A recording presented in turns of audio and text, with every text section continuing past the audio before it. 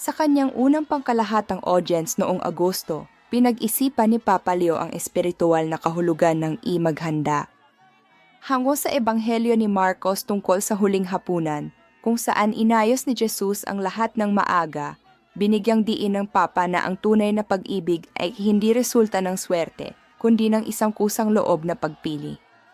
Hinikayat niya ang mga mananampalataya na maghanda para sa Eukaristya sa araw-araw na buhay sa pamamagitan ng pag-aalis ng mga hadlang sa atin, pagbawas ng ating mga hinihiling at pagtigil sa pag-asa sa mga hindi makatotohanang inaasahan, na tinitingnan ang buhay mismo bilang pasasalamat. Sa pagdiriwang ng ika-negatibo 80 anibersaryo ng atomic bombing sa Hiroshima, nag-alay si Papa Leo ng mga panalangin para sa mga biktima at tinawag ang pangyayari na isang ipangkalahatang babala, laban sa digmaan at mga nuklear na armas. Hiningi niya ang pagpapalit sa maling pakiramdam ng kapanatagan na nakabase sa banta ng magkasalungat na pagkawasakti ng hustisya, dialogo at pagkakaibigan.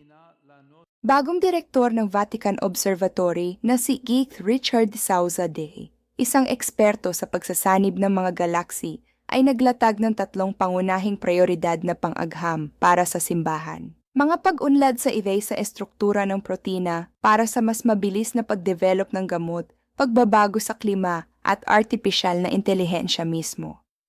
De Souza ang isang encyclical ng Papa na nakatuon sa artipisyal na intelihensya. Si Irish missionary Jenna Herety na nagpapatakbo ng Ethu Helen Orphanage sa Port-au-Prince na nag-aalaga ng mahigit 200 bata ay dinukot noong linggo kasama ang isang batang paslit at 7 kawani. Pinasok ng mga kidnappers ang pader ng compound sa isang tinarget na atake. Matagal nang tumutulong si Herety sa mga mahihirap sa Haiti mula noong 1973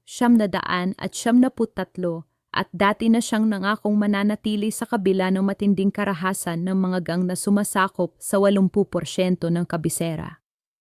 Laganap ang mga kidnapping para sa ransom.